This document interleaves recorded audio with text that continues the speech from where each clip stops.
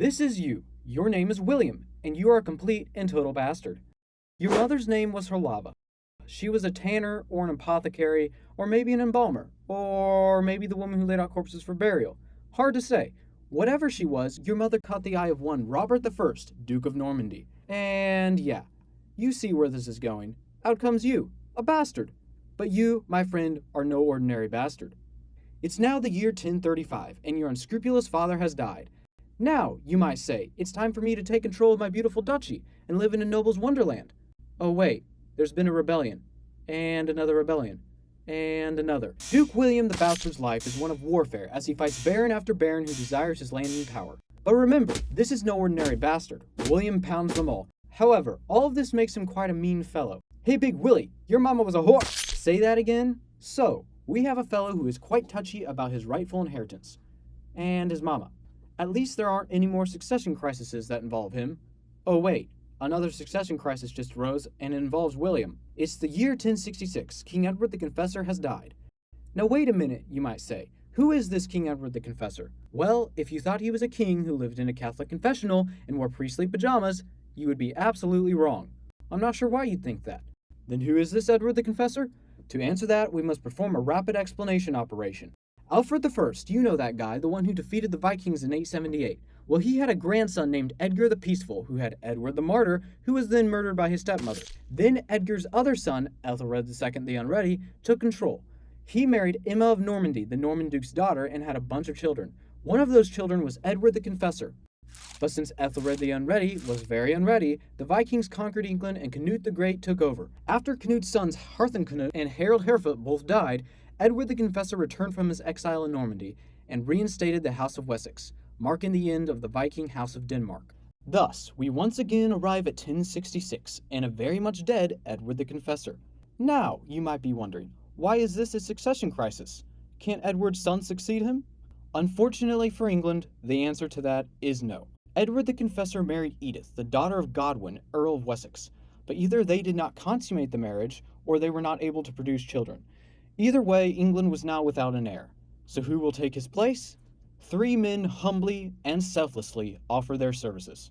The first claimant is Harold Godwinson, Earl of Wessex. He's Edward's brother-in-law through his sister Edith, and he is crazy rich. It's a wonder he hasn't claimed the throne yet. Oh wait, he's claiming the throne, and on the very day Edward died. What are you doing? Oh, I'm mourning. Mourning? Hey, we all grieve in our own way. Now where's that crown? When word of Harold's coronation crossed the channel, it reached the ears of a certain duke. My lord, Harold Godwinson has been crowned. A god with old hair's son has been crowned? I knew the stories were true! What? What? I said Harold Godwinson has been crowned King of England. Oh, good for him. Wait, what? The second claimant is indeed our friend Duke William. According to the lineage, he is the great-grandnephew of Emma of Normandy, the sister of Richard the Fearless, Duke of Normandy, great-grandfather William, and her husband Ethelred the Unready. Did you get that? Well, no one else did either, so William needs a better claim to the throne. Hey fellas, anyone have any ideas on how I can make my claim seem true? My lord, I thought perhaps you could claim that Edward promised you the throne and that Godwinson swore fealty to you. But he didn't. Huh, I didn't think of that. Perhaps you could put it on a tapestry. If it's on a tapestry, it's true. You are a genius! The Bayeux Tapestry does indeed claim that Harold Godwinson swore an oath of fealty over holy relics to William. But one must remember that it was William himself who had this tapestry created, which means that the story of a fealty-swearing Harold could have been quite literally fabricated to strengthen his position. With his claim now in stone, he needed only the support of one man, Pope Alexander II. Hey Big Papa, seeing that you're the holiest man on earth and definitely not just some corrupt fellow filling a position that has nothing to do with true Christianity, I figured I should get your approval before I invade a country and burn down a whole load of villages. So can I take England? Well, let me look through the Bible, my son. I can't find anything in here about not burning down villages, so sure, why not? With the Pope's blessing, William builds a fleet and prepares to invade, which mostly includes gathering copious amounts of weapons, horses, and of course, root beer. Having gathered plenty of soft drinks for the journey, William is now ready to sail. But there's only one problem. The wind. It's blowing the wrong way. So they wait. And they wait. And they wait. Meanwhile, back in London, Sir, William is amassing an invasion fleet. That bastard! Assemble the army and send it to the south coast. Yes, sir. Thank God I have no jealous exiled brothers who are raiding the coast. Oh, and sir, your jealous exiled brother is raiding the coast. Well, drat. Sure enough, Tostig, Harold's younger brother, who had been exiled by Harold and Edward the Confessor some years ago, has been raiding the coast of England over the past few months. But Tostig was not working alone. Hey boss, somebody's raiding England's coast. Yes, we have allies. They're not working for us, sir. What? Harold's raiding his own coast? No. They're working for a Viking warlord who also happens to be the King of Norway. What? Harold Sigurdsson, King of Norway and Master Adventurer, is indeed the third contestant for England's throne. No, not that kind of adventurer. The other kind. The kind that fights everywhere from Denmark to the Mediterranean, to the Holy Land, to Bulgaria. The kind that becomes the leader of the famed Varangian Guard that protects the Byzantine Emperor. The kind that gets the sobriquet of Hardrada, meaning stern counselor or hard ruler. The kind that drinks 50 gallons of root beer and is still able to juggle horses. That kind. However, the Master Adventurer isn't done yet. Some years ago, he tried to conquer Denmark and failed. All he wanted to do was wear 2 crowns at once, but the Danish bullied him and didn't let him have his crown. But as his mama always taught him to, he never gives up. We're going to England, boys. Why's that, sir? Why? Because I won another crown, of course. Oh, well in that case, sir, we made you a crown for your birthday. Aw, that's nice. You're making me tear up. I don't want a fake crown, you pigheads.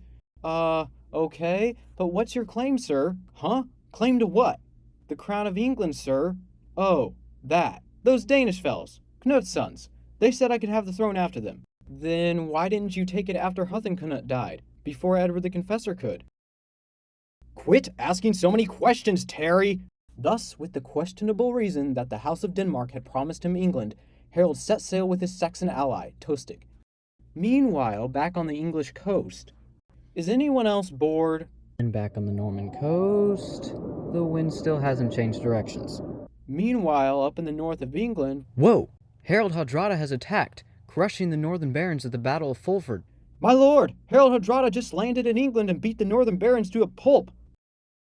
Sir, are you okay? To Fulford! Harold raced up north and surprised the Norwegians with their proverbial pants down. With the Norwegians on the opposite bank connected by Stamford Bridge, the Saxons charge in. According to legend, a single berserker Viking held the bridge against scores of Saxons.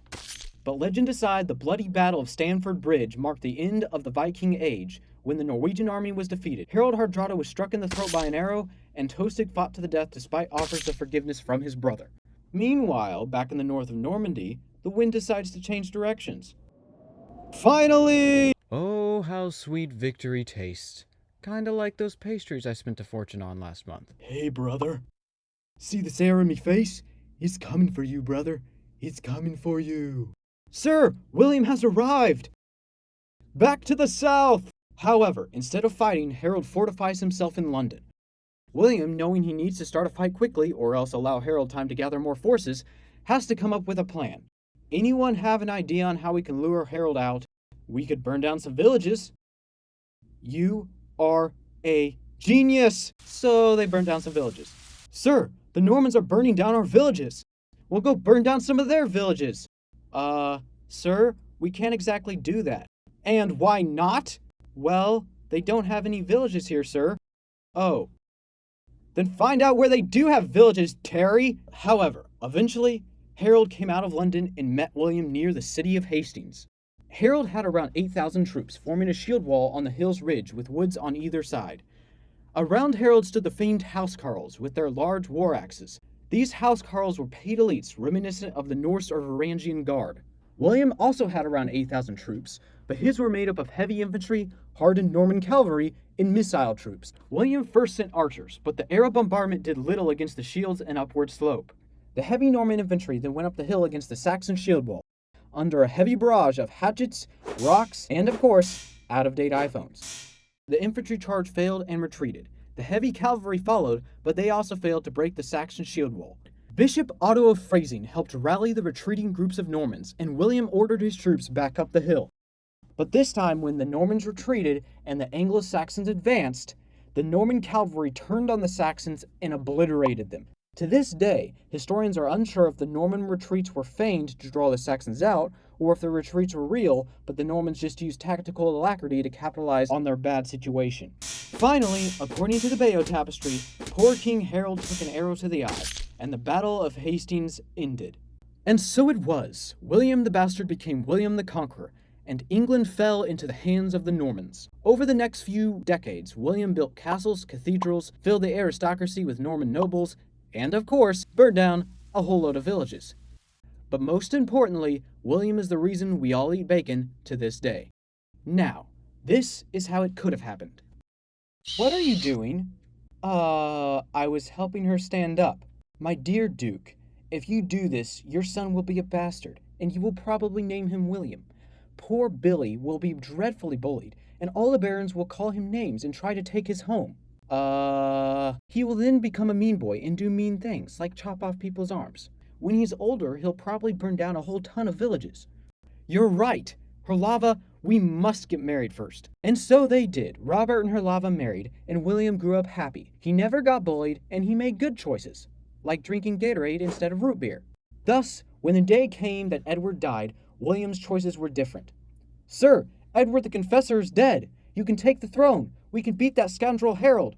Nah, he can have England. But sir, what about your Effie? Don't you want to be called the Conqueror? The Conqueror? Over the one my mommy gave me? William the lovely little boy? Never! And so it was. England stayed Anglo-Saxon, and we never got to eat bacon.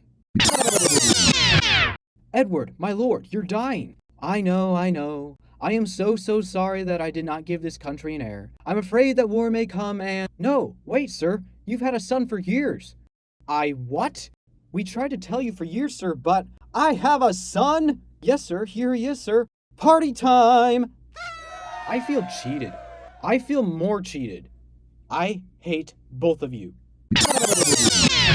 Sir, the wind is blowing in the right direction. Set sail! Sir, the wind is changing direction. Sir, we're getting blown into Harold's fleet. That was easy. Let's go take England, boys. Hold up, hotshot. Have you tried an activity called logical reasoning? Is that what they call the feeling you get after drinking too many kegs of beer? No, that's called a hangover.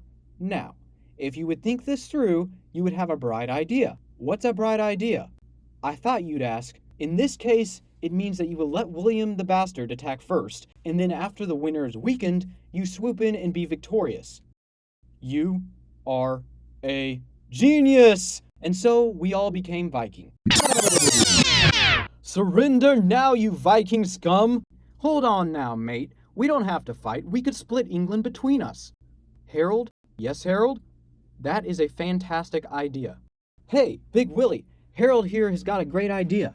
I sure do. How about we split England 3 ways? There's room for all of us. Are you kidding me? There's not room in the world for the 3 of us. What if we change your Effie to William, not the Bastard anymore? It's a deal. Wonderful. Hugs all around. And so it was. England was split into 3 sections. In England today, the 3 political parties are the Saxons, Vikings, and Normans. And yes, politics are indeed much more interesting. But this is what really should have happened. There's an arrow guy pointing a bow at my face. Perhaps I should move. Well, drat. Hurrah! And that, my friends, is how history could have happened. Hey, you! Subscribe or I'll smash your skull like a grape. Boss, you can't say that in public. Oh, then let me put it this way. Subscribe or the next video will be about you.